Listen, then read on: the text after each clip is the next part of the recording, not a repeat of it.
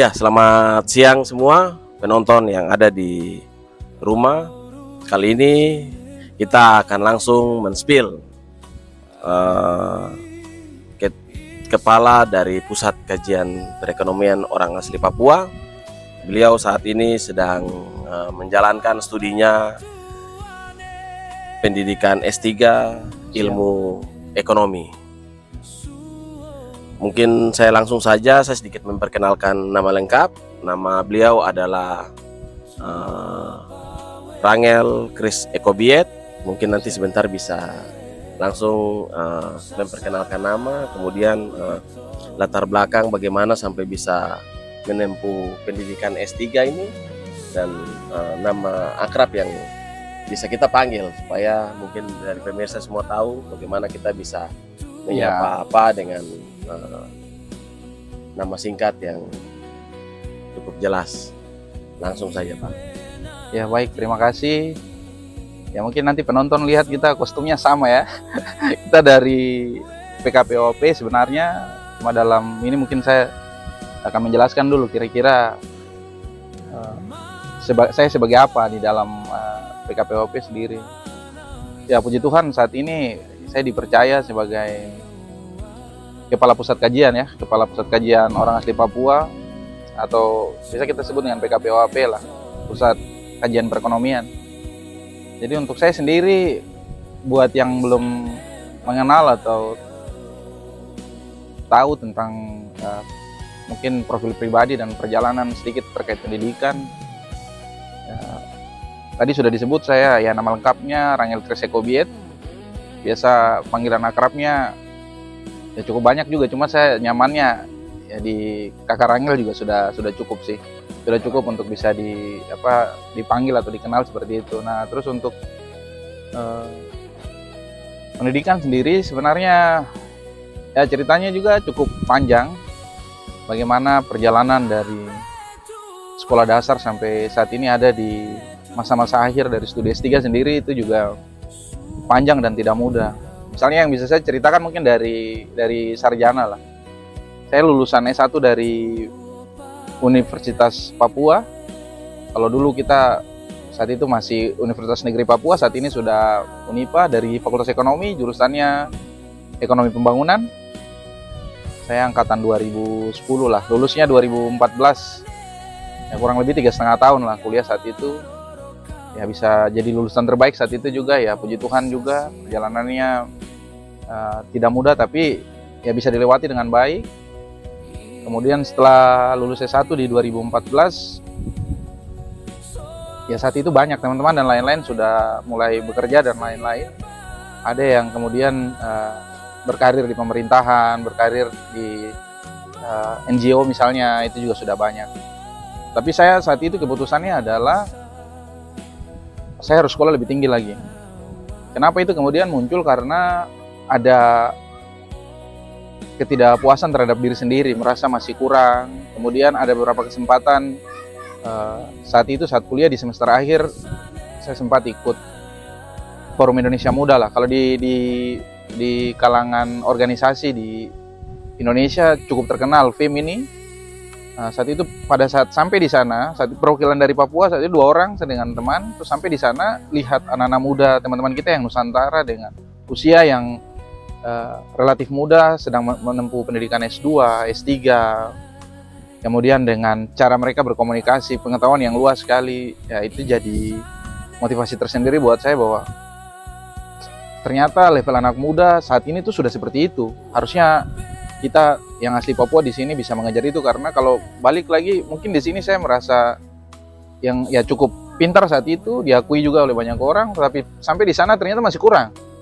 Ya saya rasa perlu untuk harus lanjut lagi. Nah, terus perjuangannya panjang juga karena kondisi, ya balik lagi kondisi ekonomi orang tua itu kan restu tetap kita dapat, tapi biaya kan harus dicari. Yang saya lakukan ya, saya juga dari semasa sekolah S1 juga beasiswa orang ekonomi lemah lah, beasiswa bidik misi lah, itu pasti tahu lah teman-teman yang saat ini berkuliah pasti tahu. Proses 2-nya ya saya cari beasiswa, puji Tuhan saya lolos LPDP juga, saya dibiayai lanjut studi Magister Ekonomi dan Studi Pembangunan di Universitas 11 Maret Solo, Surakarta, Jawa Tengah.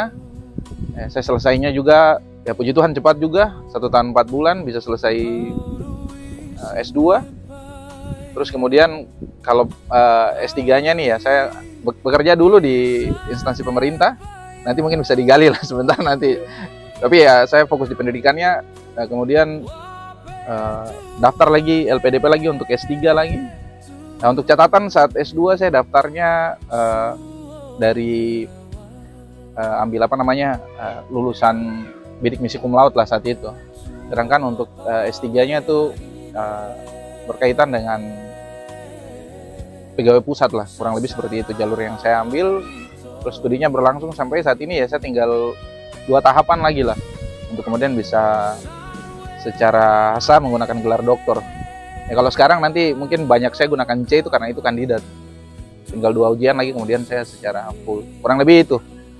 Iya, sungguh luar biasa sekali perjalanan dari Kakak Rangel ya. Siap. Dalam menjalankan pendidikan. Ternyata luar biasa sekali nih cerita yang bisa disampaikan. Kita kalau dengar tadi bisa bagaimana bersaing bukan hanya di dalam negeri sendiri, tetapi mampu untuk bersaing secara nasional. Terbukti dengan beliau tadi sampaikan bisa mendapatkan beasiswa LPDP dan saat ini bekerja di Kementerian Perekonomian. Siap. Salah satu anak muda Papua yang luar biasa. Kita bisa hitung lah berapa anak muda yang saat ini bekerja OAP ya, khusus orang asli Papua yang bekerja di kementerian dan juga bisa berprestasi. Sungguh luar biasa. Mungkin sedikit pertanyaan nih, tantangan terbesar dalam sebagai orang asli Papua kemudian bisa bersaing di tingkat nasional. Ini tentu luar biasa, tentu pas punya teman-teman kerja juga dalam menjalankan pekerjaan. Apa yang membuat Pak bisa sehebat ini? Kalau dari kacamatanya kita nih, Pak bukan orang yang biasa-biasa saja, tapi tadi sudah sempat disampaikan bahwa banyak sekali prestasi yang diraih sampai dengan saat ini, lulus dengan predikat cum laude di S2, kemudian tinggal 2 tahapan lagi bisa menyelesaikan studi doktoralnya. Mungkin bisa sedikit dijelaskan kepada teman-teman yang sedang menonton. Ya, jadi ini yang tadi sempat saya spill sedikit lah. Setelah puji Tuhan di Unipa selesai S1, kemudian ikut seleksi LPDP lah saat itu. Terus kemudian lolos kuliah S2. Ya, saya di di Universitas 11 Maret untuk S2-nya. Ya saat studi S2 juga saya sempat jadi asisten profesor untuk mengajar juga. Saya mengajar S1 di sana juga. Profnya saat ini Prof Suryanto, hormat yang beliau juga banyak membimbing saya dalam bagaimana memahami ekonomi, tidak hanya dasar-dasarnya saja, tapi bagaimana sampai di tahap filosofi dan lain-lain.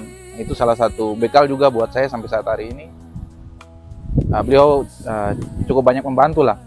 Beliau salah satu ahli lingkungan lah di Universitas 11 Maret, Profesor Suryanto. Begitu juga dengan dosen-dosen yang lain, Prof Evi juga sama. Nah, jadi setelah saya mengajar kurang lebih mungkin 3-4 bulan lah mengajar jurusan ekonomi pembangunan juga di sana. Kurang lebih berapa bulan saya mengajar, terus saya rasa tujuan besarnya itu belum tercapai. Akhirnya saya memilih untuk kemudian balik ke Papua. Jadi saat saya balik ke Papua, saya sempat mengajar juga di Fakultas Ekonomi dan Bisnis saat ini Unipa juga.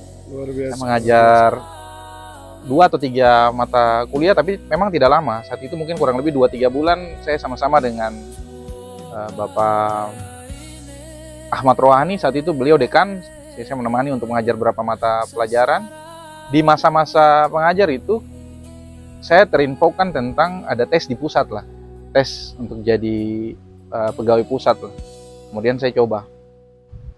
Nah dalam perjalanannya saya tidak begitu ingat, tapi di tes ketiga atau tes keempat saya karena ada perjalanan, ada ceritanya, kemudian saya dipanggil sama saat ini Gubernur Provinsi Papua Barat, Bapak Domingus Mandacan. Nah, beliau ya ada cerita, ada latar belakangnya, mungkin saya tidak akan ceritakan sekarang, tapi saya dipanggil, kemudian diajak diskusi kurang lebih mungkin 5-7 menit lah. Beliau tanya dan lain-lain, saya cerita begini. Dan saya sampaikan juga, Bapak, saya saat ini saya dalam proses tes di Jakarta, dan saat itu saya dibantu untuk biaya keberangkatan saat itu ya, untuk tes keempat atau tes kelima. Ya sampai saat ini saya juga belum ketemu dengan beliau lagi untuk mengucapkan terima kasih secara langsung. Tapi ya singkat cerita, saya kemudian balik lagi di tes keempat, tes kelima. Pertanyaan tadi dari Kakak Rumbiak ya, terkait bagaimana persaingan, ya saya hanya bisa sampaikan dengan kata-kata yang mungkin bisa agak sulit untuk menggambarkan situasinya, tapi tidak mudah buat kita ya. Artinya dengan kita terlihat secara fisik saja, perbedaan itu kemudian sudah terlihat. Meskipun otaknya berbeda, tapi ya itu tantangan terberat adalah ketika fisik sedikit berbeda seperti kita, itu akan banyak menarik perhatian orang untuk lihat, dan basa-basinya tuh ya begitulah, kita sering tahu, kita sering dihadapkan dengan itu. Terus ya saya melalui proses tes yang tidak mudah, ya banyak lah saat itu, banyak sekali untuk kursi, kurang lebih 21 kursi saja yang disiapkan saat itu di tempat di mana saya tes, dan itu lulusan S2 dari berbagai negara. Kemudian saya tes, luar biasa. saya masuk, terpilih jadi 21 orang di 2018. Jadi saya sudah melewati 2 masa kepresidenan lah saat bertugas di sana, dari Bapak Insinyur Joko Widodo, kemudian berlanjut ke Bapak Prabowo juga. Jadi di zamannya Pak Jokowi, saya salah satu dari tim-timnya Pak Darmin Nasution, Pak Menteri saat itu. Kemudian berganti lagi ke Pak Airlangga saat ini, ya saya juga sempat jadi tim tanknya. Sebenarnya banyak untuk pekerjaan, banyak sekali yang kami kerjakan saat itu secara tim lah, kurang lebih seperti itu perjuangannya. Ya berat, tapi bisa lah, kalau untuk kita orang asli Papua bersaing pasti bisa. Luar biasa. Tantangan terbesarnya itu memang sungguh luar biasa sekali, menempuh pendidikan dan sampai di karir juga. Ya. Ya, lanjut lagi Pak Izin. Apa yang memotivasi Bapak untuk tetap melanjutkan pendidikan tinggi hingga jenjang doktoral? Ya, pertanyaan bisa yang dijelaskan luar biasa sekali. Pertanyaan yang menarik, dan dalam perjalanan hidup saya, salah satu pertanyaan saya ingin ditanya ya tentang ini, kenapa sampai mau seperti ini? Karena saya rasa seperti saat S1 mau ke S2, saya rasa saya belum cukup secara ilmu. Kadang orang itu dengan pendidikan yang sudah tinggi, dia lupa kalau sebenarnya zaman itu berjalan, proses hidup tetap berjalan, ilmu juga berjalan. Artinya kita harus tetap terus belajar. Artinya berakar dari situ juga keinginan itu bertambah dengan syarat bekerja di pusat. Meskipun saya daftar dengan S2, tapi kemudian ada beban-beban pekerjaan tertentu yang diharapkan kemampuan untuk menganalisis itu adalah kemampuan di tingkat doktoral. Ada beberapa tipe pekerjaan yang memang mengharuskan itu. Akhirnya ya karena diharuskan seperti itu, ya saya kemudian menjelajah tentang beasiswa dan lain-lain.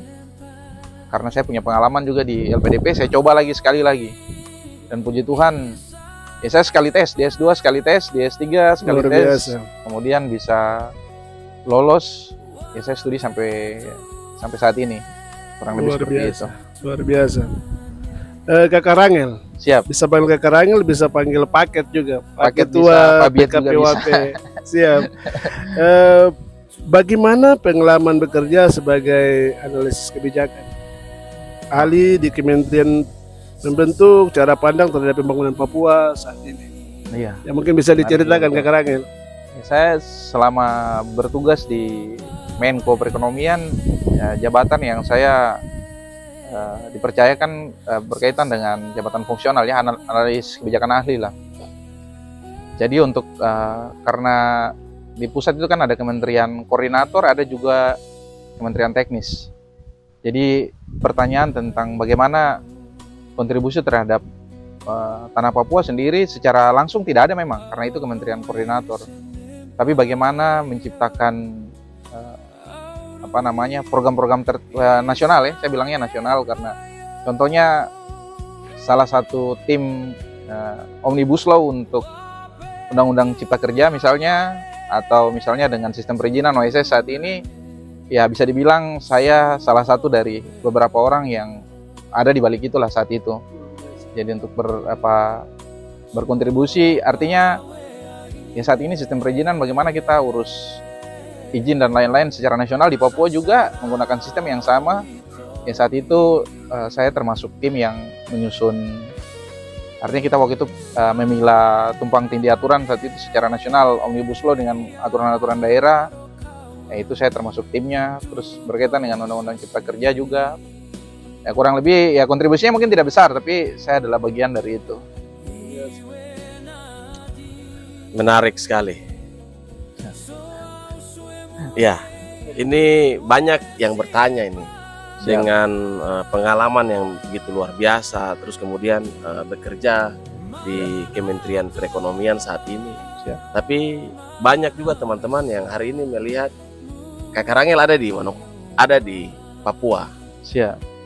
Dan saat ini bersama-sama dengan kami dalam Pusat Kajian Perekonomian orang asli Papua. Kira-kira apa yang memotivasi sehingga bisa ada saat ini di Papua dan bergabung dalam Pusat Kajian Perekonomian Orang Asli Papua?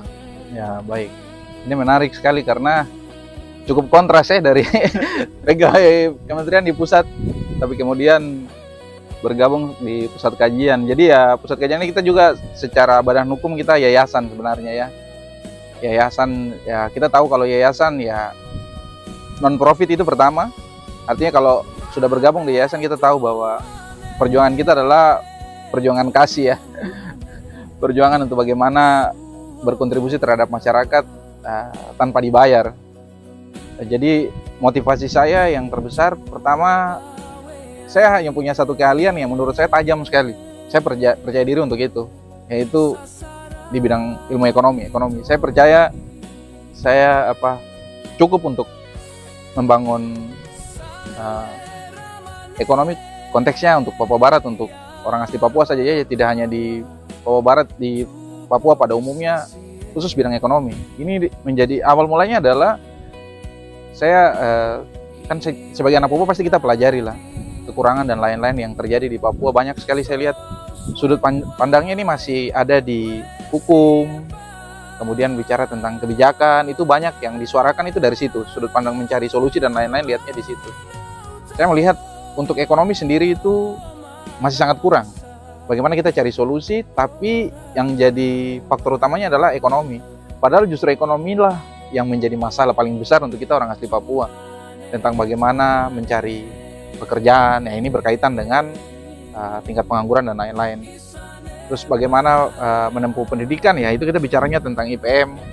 Pendidikan ini kan sampai saat ini masih banyak yang tidak gratis juga.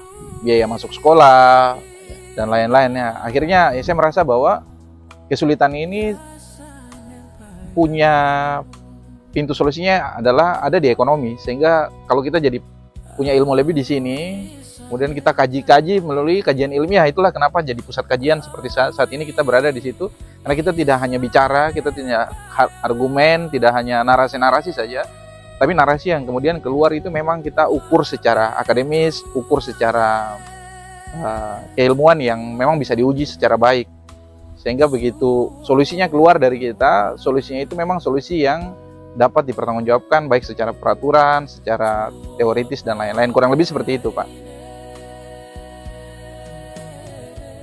Ya, itu permasalahan yang selama ini kita banyak sekali hanya berputar di sektor hukum tentang bagaimana legalitas sendiri daripada orang asli Papua itu banyak sekali diperdebatkan itu, banyak sekali tapi fokus Nyapa kita melihat dari sisi ekonomi ya, Ya, dari sisi ekonomi luar biasa. Kira-kira masalah mendasar apa yang masih dihadapi untuk kita orang asli Papua sendiri? ya ini menarik ya. Sudut pandangnya itu sebenarnya kalau kita sebagai orang asli Papua kita lihatnya bagaimana cara kita dibangun. Bagaimana cara kita dibangun ini ya tentu yang kita lihat adalah dari kacamata pemerintah, baik dari daerah sampai di pusat.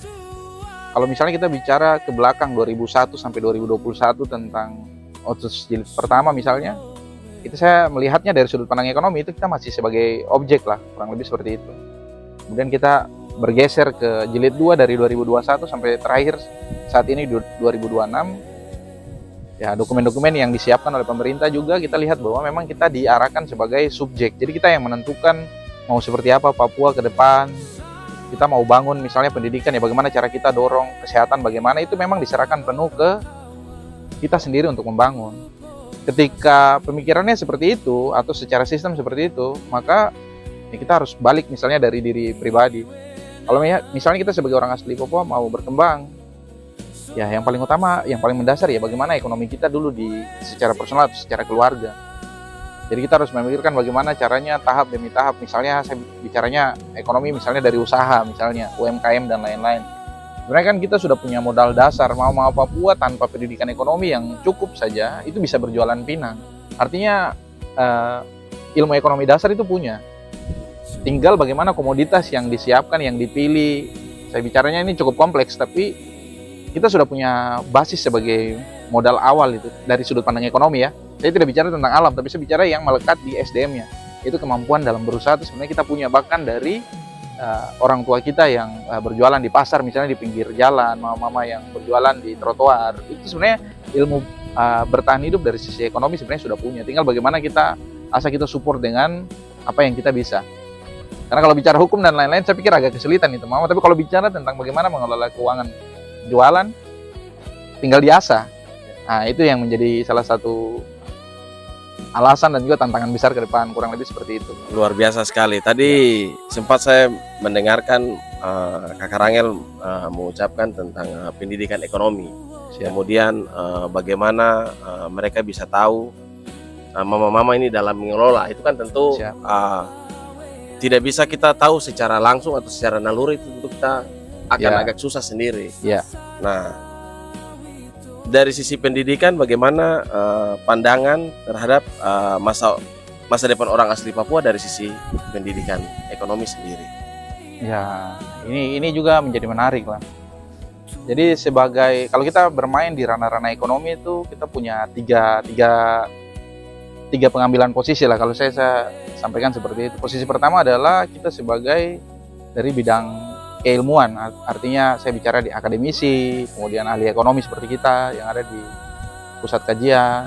Terus ada sisi lainnya yaitu sebagai praktisi langsung, misalnya pengusahanya langsung, ya entah itu berjualan pinang dan yang lain-lain itu ada.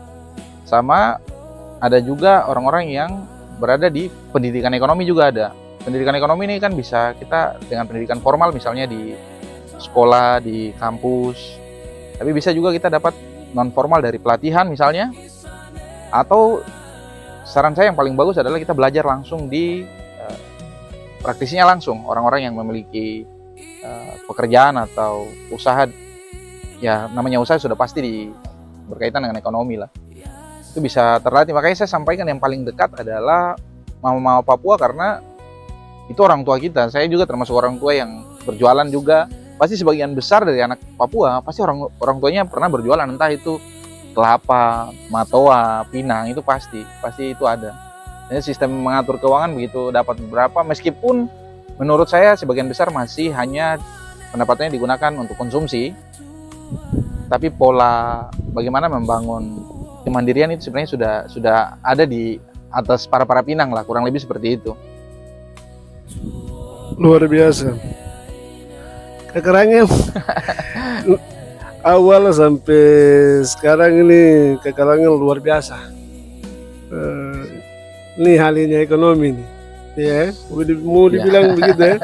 Anak Papua masih muda, ahli ekonomi, doktoral. dokter ya. Ya, dalam proses Luar ya, Pak. biasa, luar biasa. Ya ini kita bangga sekali sebagai tim PKPWP punya ketua yang punya kemampuan luar biasa. Siap. Kakak Rangel bisa sedikit berbagi ilmu lah, pengalaman Kakak Rangel membangun mentalitas generasi muda nih. Karena tidak mudah lah kita mau studi sampai seperti sekarang Kakak Rangel ini. Mungkin Kakak Rangel bisa berbagi supaya kita ya tidak hanya Kakak Rangel. Kalau bisa ada Kakak Rangel yang lain lah, Ya. bisa bersaing nasional sampai global. Siap. Kakak Rangel bisa jelaskan. Ya, buat saya pertama bagaimana cara sebelum kita bertarung harus tahu kelemahannya dulu di mana. Kelemahan itu biasanya ya kalau dari prinsip ekonomi sendiri di mana ada keluhan, sebenarnya di situ tuh adalah peluang juga di situ. Di waktu yang luar bersamaan biasa, ya. luar biasa. Nah, jadi kadang kita mengeluh dengan kondisi. Misalnya saya bicara tentang konteks Papua, kita bicara kemiskinan yang tinggi sekali ya. 19, 20, 21% itu angka yang cukup tinggi. Dan kita lemah di bidang ekonomi. Kita banyak yang masih dalam kategori miskin lah. Nah, kalau kita tahu kita lemahnya di situ, makanya ketika mentalitas yang kita bangun ya bagaimana keluar dari situ. Saya tidak ingin berlama-lama dalam situasi yang seperti ini, situasi yang ya saya juga tidak mudah dalam perjalanannya karena orang tua juga hanya pegawai kantoran biasa. Ya bapak saya bukan orang yang kemudian punya kemampuan lebih untuk bagaimana bisa mendorong saya sampai di tingkat pusat, itu kan sebenarnya tidak mudah juga.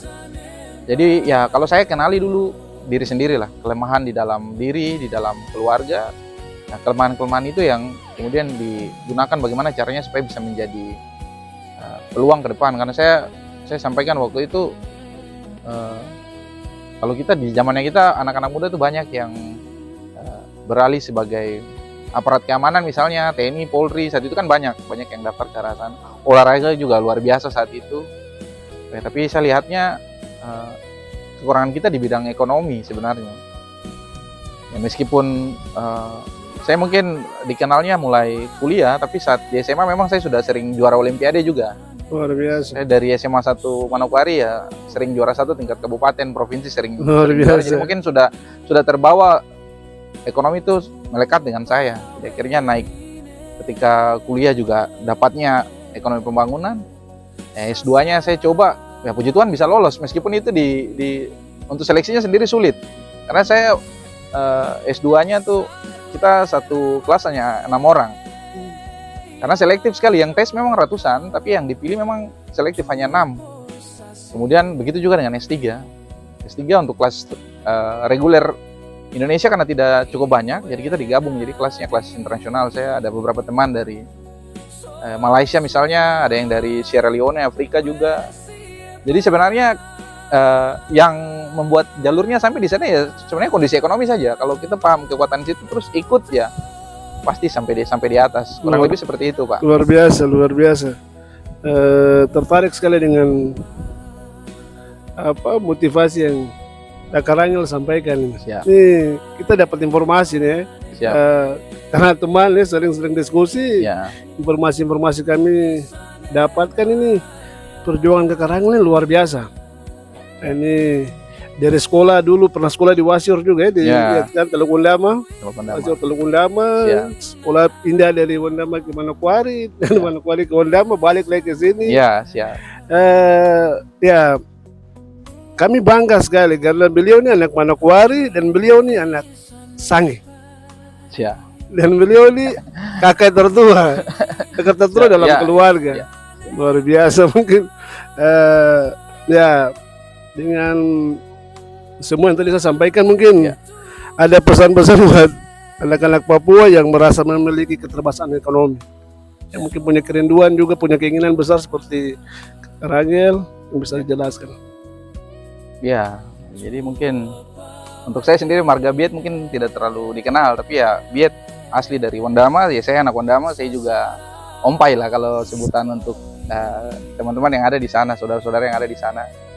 Ya saya lulusan SMP-nya saya lulus dari Wondama, Teluk Wondama. Saya sekolah saat masa transisi dari kecamatan ya, saya sempat SD juga di sana, di SD Impres.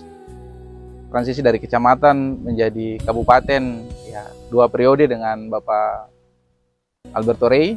Saya sempat di sana juga di SMP Pasior lah. Berarti Ya. kalau dari Wasir bisa nonton ini. Iya, kalau ada adik-adik yang di Wasir, saya lulusan dari Wondama. SMP-nya saya dari sana. Saat itu ya kepala sekolahnya Bapak Agustinus Latu lah. Itu kalau teman-teman yang sempat bersekolah di sana saat ini mungkin mengabdi di Wondama atau di mana pasti tahu lah kalau saya sebut seperti itu, karena beliau cukup killer. Beliau jahat saat itu ya. Yang bisa saya sampaikan untuk menjadi motivasi dimanapun saat ini adik-adik, saudara-saudara berdiri sebagai orang asli Papua, sebenarnya akan menjadi sesuatu di depan itu tergantung arah langkah kaki mau dilangkahkan kemana. Karena saya kalau bisa dimulai dari misalnya SMP atau SD di Wondama, SD Impres, kemudian bisa sejauh ini, harusnya yang ada di daerah-daerah dengan perputaran ekonomi yang baik, dengan pembangunan yang cukup luar biasa seperti sekarang, harusnya melangkahnya jauh. Berkarir misalnya di luar negeri ya, tidak menutup kemungkinan harusnya bisa seperti itu. Harus bisa. Hanya ini tidak tentang bagaimana kemampuan dari kesukuan ya, tapi saya lihatnya secara holistik lah. Kalau kita sesama orang asli Papua itu, batas-batas itu harus kita tinggalkan, terus kita sama-sama ke depan kita lihatnya dari komoditas yang kita punya. Ya, misalnya kalau ilmu yang kita punya ya itulah. Kita bergerak di bidang itulah. Kurang lebih seperti itu, Pak. Luar biasa. Ini terkait seberapa penting peran ilmu pengetahuan dan riset dalam memperjuangkan pembangunan Papua. Oh ya, penting sekali. Ini ahlinya nih. Penting sekali. Ya. Saya rasa penting. Kenapa saya sampaikan ini? Karena ini tidak pentingnya riset itu tidak hanya dibutuhkan di Papua saja, tapi itu di skala nasional. Saya ingat di salah satu pertemuan nasional lah, saat itu Bapak Presiden kita saat itu Pak Jokowi sampaikan di banyak ini juga ya, di banyak diskusi juga disampaikan bahwa banyak kebijakan kita yang ada tuh berdasarkan diskusi di atas meja saja, tanpa analisis yang cukup dalam. Akhirnya kebijakan yang dibentuk dalam pelaksanaannya juga sulit, bahkan sampai di proses evaluasi dan lain itu menjadi sangat sulit karena hanya berdasarkan pemikiran 1-2 orang yang waktunya cukup singkat di atas meja kemudian jadi kebijakan. Jadi kenapa riset dan analisis itu penting sekali dalam setiap proses, terutama kalau kita di Papua sini, ya itu penting sekali. Kadang kita berpendapat tanpa analisis yang cukup, kita sampaikan karena pemikiran, karena cerita dari orang, kemudian kita gunakan sebagai fakta untuk mengusulkan sesuatu, itu sebenarnya berbahaya. Kenapa saya sampaikan berbahaya? Karena apa yang kita sampaikan, kita usulkan meskipun hanya kata-kata, narasi, tapi kalau dibawa sampai ke dalam kebijakan, tapi tidak punya latar belakang analisis yang cukup, ini dampaknya ke banyak orang untuk jangka waktu yang cukup lama, itu akan sangat berbahaya. Ya, tidak tepat, banyak sekali yang akan kemudian tidak sesuai, arah kompasnya itu tidak pas tujuan besar yang ingin kita capai. Jadi kenapa analisis itu penting? Ya, kita harus banyak kurang-kurangi berpendapat, bernarasi, terutama di forum-forum penting. Kalau apa yang mau kita sampaikan tuh kita sendiri tidak bisa menguji keabsahannya seperti apa. Kadang itu bisa mengarahkan orang ke arah yang kurang pas. Begitu juga dengan kebijakan yang efeknya ya cukup panjang. Kurang lebih seperti itu. Iya, menarik sekali. Ya. Tadi Kakak Rangel sudah sedikit menjelaskan latar belakang, kemudian bagaimana ilmu pengetahuan ini yang penting untuk bagaimana orang Papua bisa maju ke depan. Mungkin saya sedikit kembali lagi untuk tema kita di hari ini adalah dari anak Papua untuk masa depan Papua. Siap. Tadi Kakak Rangel sudah sedikit menjelaskan bagaimana menjalankan studi dari Wasior, Manokwari hingga tembus di Jakarta. Itu bukan sesuatu hal yang mudah untuk seorang anak Papua. Maka itu tema kita di saat ini adalah dari anak Papua untuk masa depan Papua itu sendiri. Terutama sudut pandang Kakak Rangel sebagai Kepala Pusat Kajian Perekonomian Orang Asli Papua terhadap sumber daya manusia, otonomi khusus, dan hari ini kita berbicara tentang RIP3 dan RAP3. Siap. Ya, mungkin kita saat ini akan lanjut berbicara lebih dalam lagi tentang apa itu PKPOHP dan peran strategis daripada PKPOHP itu sendiri. Ya, yang saya mau tanya di sini, visi besar daripada Pusat Kajian Perekonomian Orang Asli Papua atau PKPOHP itu sendiri, bisa Kak Karangel jelaskan? Ya, luar biasa ya. Kita bangun kelembagaan, bahkan kita punya badan hukum juga yang sudah terdaftar resmi juga. Kita sebenarnya resminya itu sudah di Kemenkumham tanggal 4 Desember 2025. Kemudian untuk di notaris sendiri tanggal 5 Desember ya 2025 kita sudah resmi. Sebelumnya kita hanya perkumpulan ya, kita coba beride melalui media dan lain-lain, tapi kemudian ya puji Tuhan kita sudah terdaftar secara resmi. Jadi visi besarnya tetap sama. Kita juga punya tagline-nya juga adalah jati diri kuat, ekonomi berdaulat. Nah, itu mungkin kalimat yang sederhana tapi sebenarnya punya makna yang sangat-sangat dalam sekali. Kalau misalnya saya ambilnya boleh untuk dijelaskan, misalnya jati diri kuat, ya saya bicara sebagai anak asli Papua. Saya mampu, saya tidak usah dibanding-bandingkan dengan misalnya teman-teman Nusantara atau dengan suku lain. Dan kalau kita mampu bersaing bahkan tidak hanya nasional tapi di internasional. Saya yakin banyak sekali anak-anak Papua yang saat ini hebat di bidang-bidang masing-masing. Hanya mungkin kita belum punya informasi tentang mereka, tapi ada, orang-orang itu tuh ada, tidak hanya di nasional tapi di luar negeri, di lembaga-lembaga penting dan lain-lain. Saya yakin ada anak-anak Papua yang ada di sana. Nah, bicara tentang visi besarnya kita tuh adalah ya kita yang punya keahlian di bidang ekonomi ini, kita mau support, kita mau bantu pemerintah, kita mau bantu masyarakat dengan apa yang kita punya secara khusus di bidang ekonomi. Misalnya terkait dengan pusat kajian ya, selain kita buat kajian-kajian, kita buat riset, ini kita tidak hanya lakukan di Papua. Kita misalnya sebagai contoh, kita pernah buat buku outlook perekonomian Papua Barat misalnya, itu kita serahkan bahkan sampai ke Bapak Wapres ya.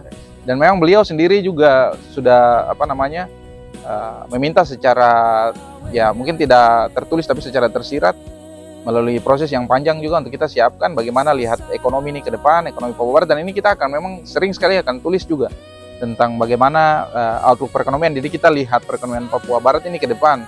Kita tidak hanya banyak mengeluh ke belakang, tidak hanya bicara hari ini, tapi kemudian kita lihat di tahun-tahun depan. Kita bisa prediksi tentu dengan perhitungan-perhitungan yang cukup matang secara analisis yang dalam. Misalnya kita ada perhitungan terkait proyeksi dan lain-lain. Nah, itulah bagaimana visi besar kita adalah kita mau bawa ekonomi orang asli Papua ini ke posisi yang lebih mandiri, ke area yang lebih jauh ke depan. Jadi kita pikirnya sudah tentang forecasting ya, kita lihatnya ke depan. Begitu Pak. Iya, baik. Mungkin Tom pause sebentar dulu. Siap. Pause dulu. Ya, menarik sekali.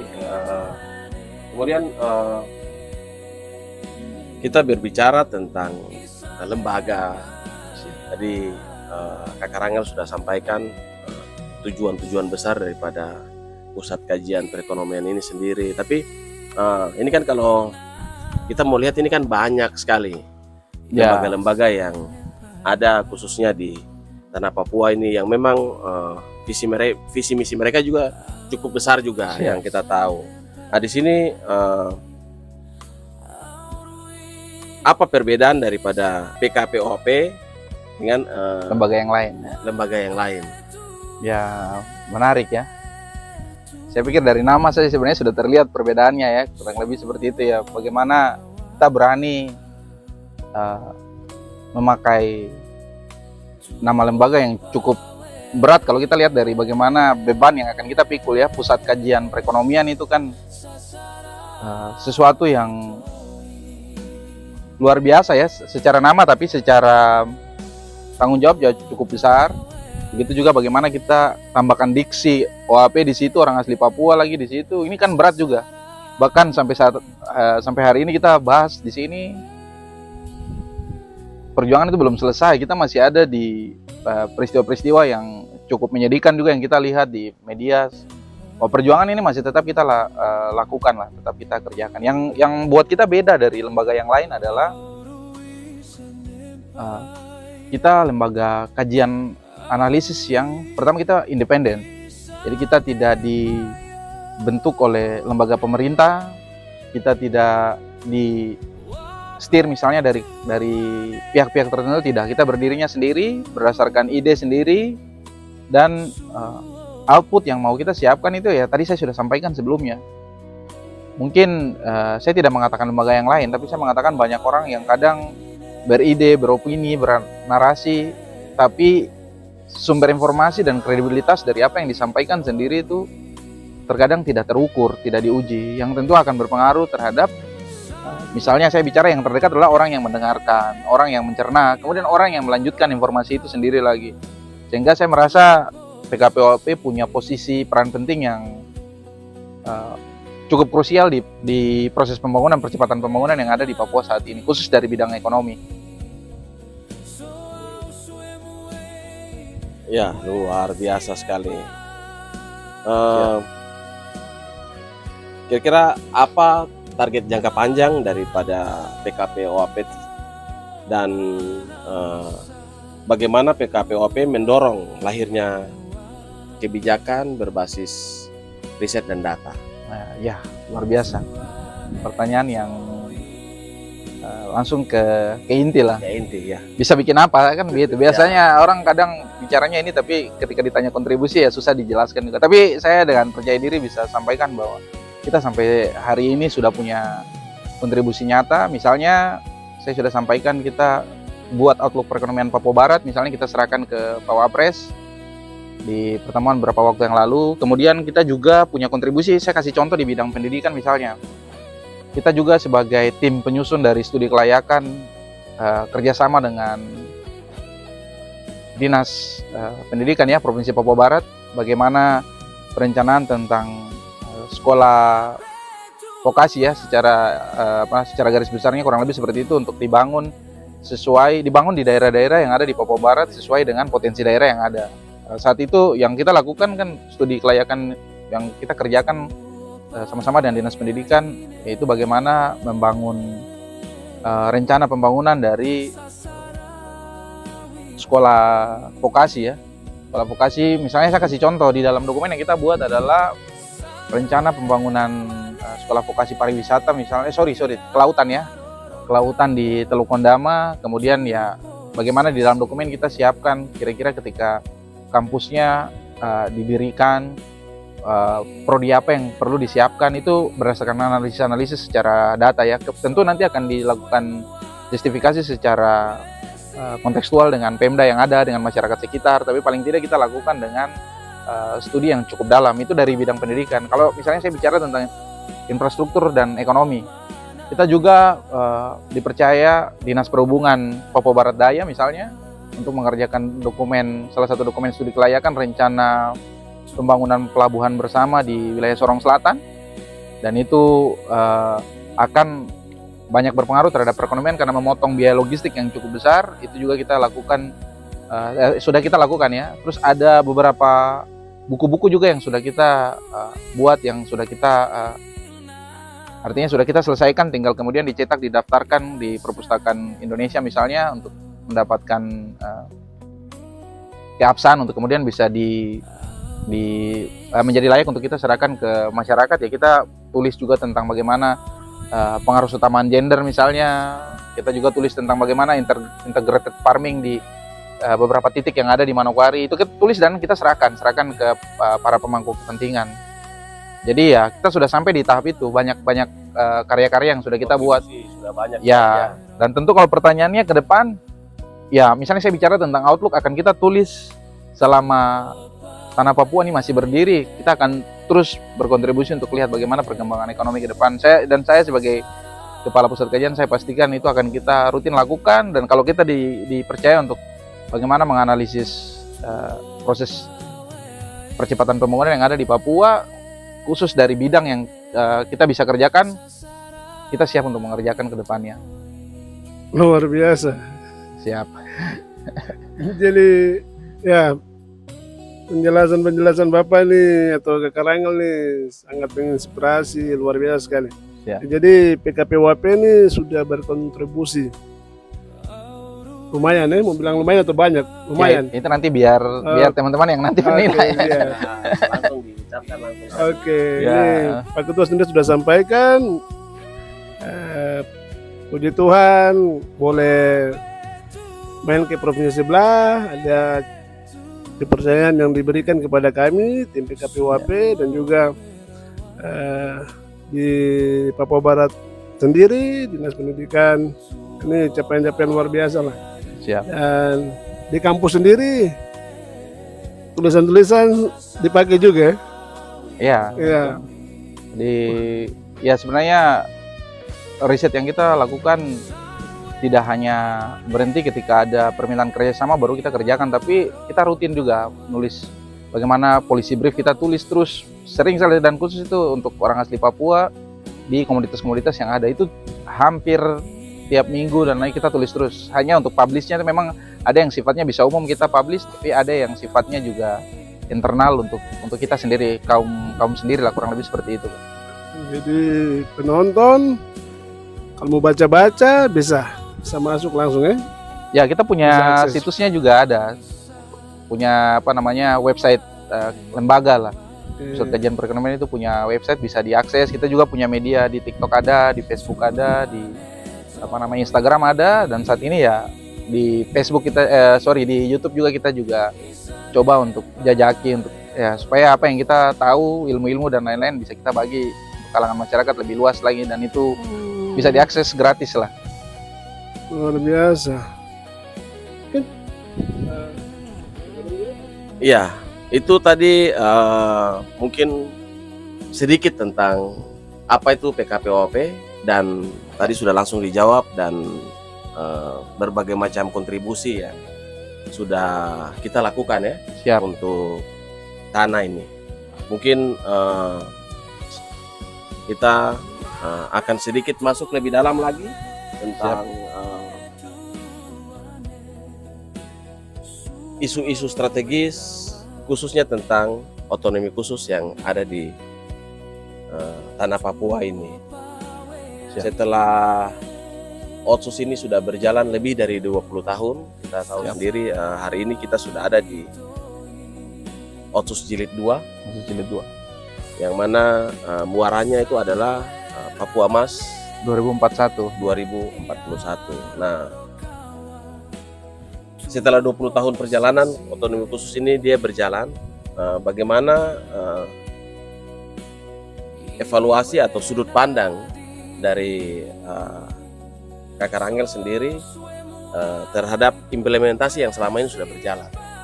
Ya, baik.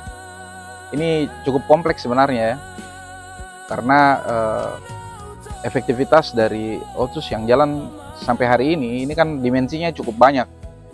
Misalnya kalau saya sampaikan tentang bagaimana kontribusi atau efektivitas Otsus terhadap pendidikan khusus orang asli Papua sendiri, tentu punya ukuran-ukuran yang berbeda.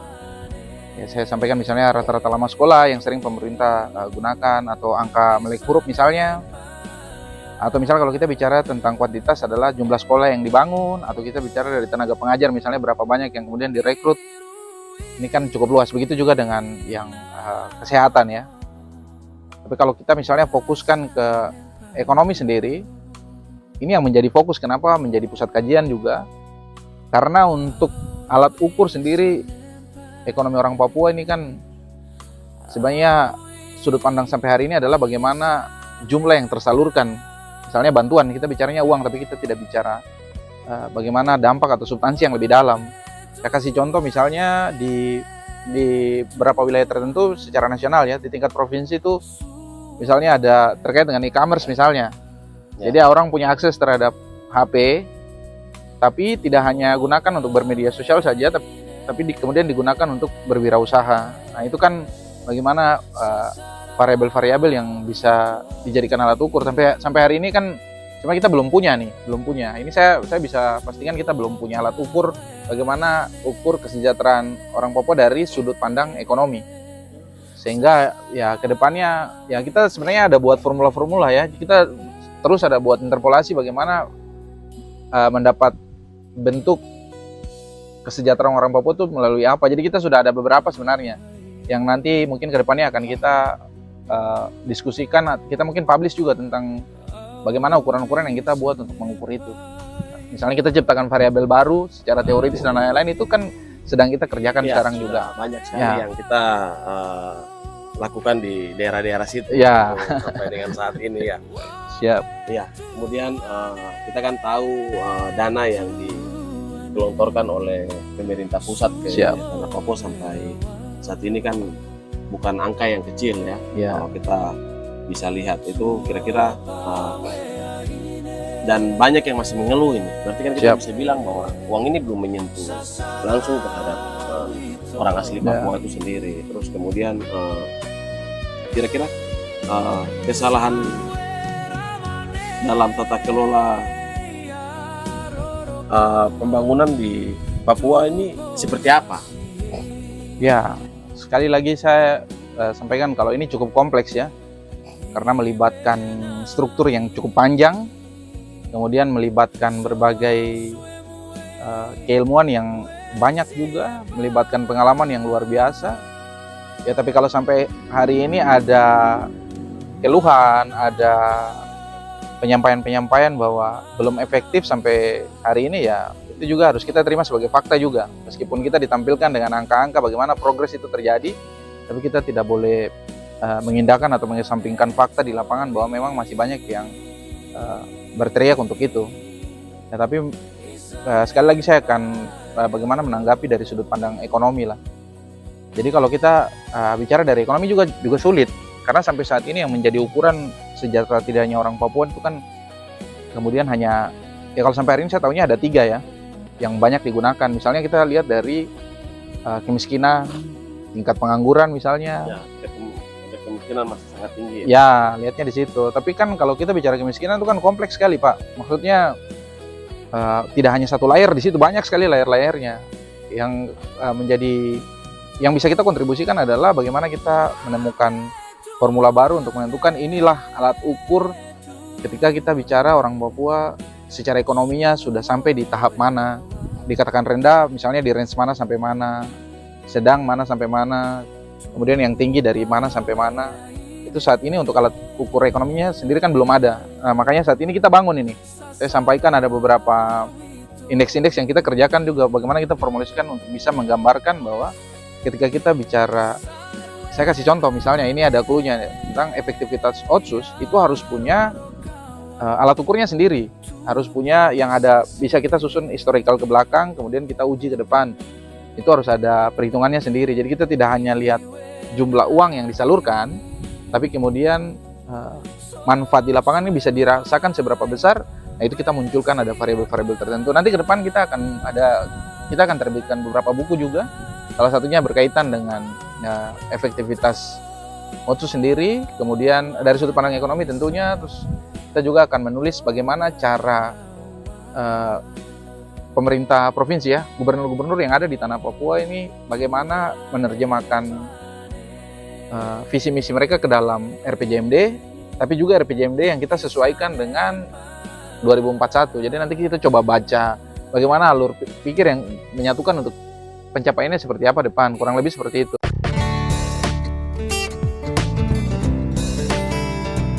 Kemiskinan di Papua masih sangat tinggi meskipun anggaran yang digelontorkan ini sudah sangat besar dan hubungan antara kebijakan pusat dengan kebutuhan real masyarakat Papua itu sendiri.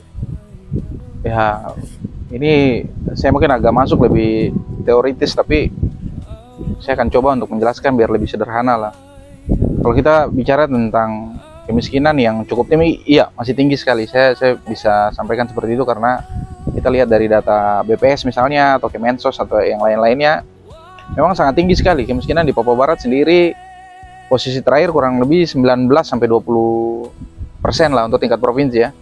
Kalau kita bicara jumlah penduduk Papua Barat saat ini yang kurang lebih 500-an jiwa. Itu kalau kita tarik lebih khusus lagi, soalnya kita punya data jumlah orang asli Papua sendiri lah. Di Papua Barat ini kan kurang lebih 300-an ribu secara totalnya. Kalau kita bicara 20%-nya, saya ambil totalnya saja dulu, misalnya taruhlah 600 ribu lah. Kalau kita progresi dengan jumlah penduduk misalnya 600 ribu, itu kalau 20%-nya itu kan 10%-nya saja 6 ribu itu. 60 ribu, sorry, 10%. 20%-nya berarti ada 120 ribu orang yang berada di Papua yang berada dalam kondisi miskin. Ya itu jumlahnya tidak sedikit, banyak sekali. Kemudian ketika pertanyaannya berlanjut tentang bagaimana kebijakan-kebijakan yang diramu melalui peraturan, kebijakan-kebijakan turunan yang turun sampai di daerah, melalui RPJMN misalnya, turun kemudian jadi RPJMD di daerah sendiri, punyanya kepala daerah misalnya, kok tidak bisa menuntaskan itu. Sebenarnya progresnya bisa kita lihat, penurunannya tiap tahun itu sebenarnya ada jumlah secara persenan, tapi memang angkanya masih cukup tinggi. Jadi kalau mau diturunkan secara langsung, artinya kebijakan yang ada untuk menurunkan secara eksponensial langsung, penurunannya itu tajam sekali.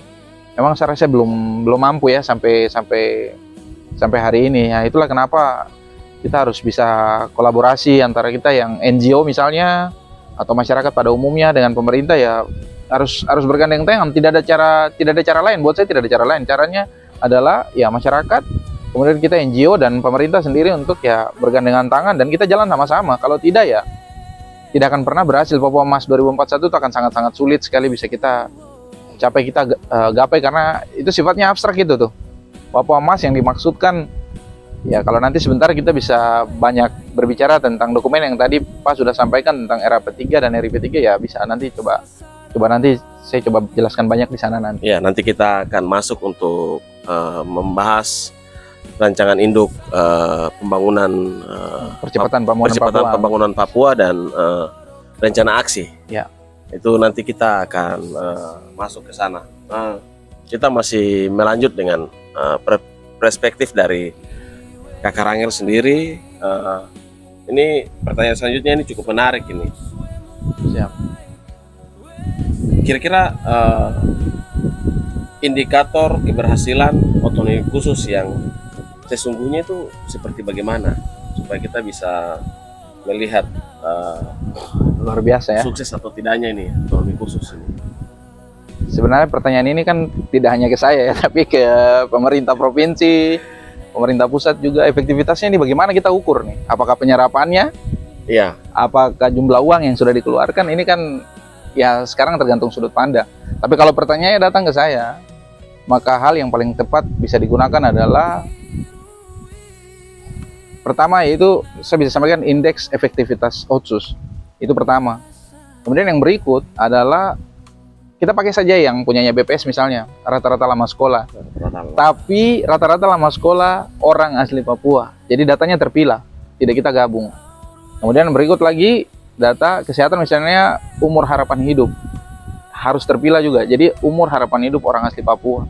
Kemiskinan pun harus kita pilih. Yang tadi saya sampaikan 20% itu, kita pilih lagi kemiskinan untuk orang asli Papua sendiri berapa persen.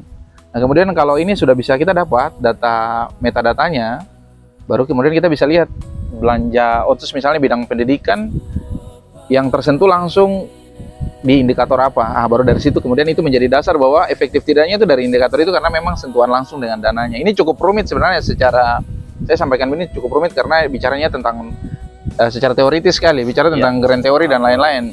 Jadi kurang lebih adalah untuk melihat itu datanya harus kita punya sendiri loh, data orang asli Papua. Kita harus punya sendiri juga dari bidang pendidikan, kesehatan, pekerjaan, misalnya pengangguran dan lain-lain, itu harus kita punya.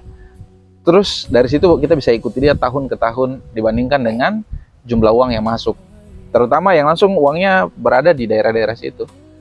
Ya, itu tadi kita melihat dari indikator ya. Indikator. Kemudian kita masuk pada sumber daya manusianya sendiri. Kira-kira peran daripada SDM yang ada di Papua ini dalam menentukan keberhasilan pembangunan ini sendiri bagaimana?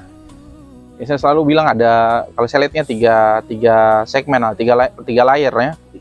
Pertama ada pemerintah daerah sendiri ya, Pemprov, pemerintah kabupaten kota yang dengan sumber daya manusia dengan SDM yang ada ya, kita ASN lah, kita bilangnya ASN, tenaga-tenaga ahli yang kemudian digunakan itu sebenarnya bergerak juga cukup keras sebenarnya dengan bagaimana mengejar indikator-indikator kesuksesan yang ada di dalam RPJMD misalnya, itu cukup berat juga tuh, disibukkan dengan berbagai aktivitas dan lain-lain.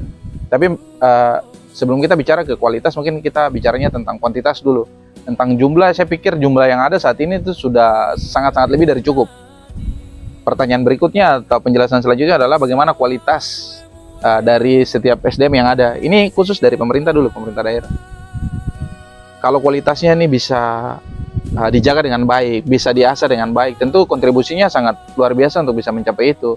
Tapi yang terjadi kalau misalnya sebaliknya, ya sudah, berarti kita sama-sama bisa tahu bahwa pencapaian Papua Mas 2041 itu akan semakin jauh dari yang kita harapkan. Itu kalau dari sisi pemerintah. Karena kita bicara dari NGO lagi. NGO ini ya kita bisa yayasan, bisa LSM dan lain-lain. LSM yang ada ya harapannya ya kita sudah lewati proses musrembang kemarin, sudah prosesnya jalan. Nah, harapannya setiap ide-ide kreatif, kontribusi positif yang saat ini sedang dibangun ya itu tetap terjaga. Tapi saya tidak menutup kemungkinan bahwa dalam prosesnya akan ada yang tidak sesuai dengan yang kita harapkan bersama untuk bagaimana bisa berkontribusi terhadap Papua. Yes. Yang bisa saya sampaikan adalah kolaborasi antara yang potensial dengan potensial untuk bisa mendorong Papua ke depan ya itu mungkin yang harus cepat dilakukan sehingga Papua Emas itu ya emas, jangan dengan bentuk kimia lain lagi ya emas, jangan sampai kemudian emas jangan sampai kemudian berubah dengan yang lainnya. Saya tidak mau sebutkan tapi nanti kita lihat sama-sama karena kita akan berjalan ke pintu yang sama, pintu Papua Emas itu ya, nanti coba kita lihat kira-kira seperti apa.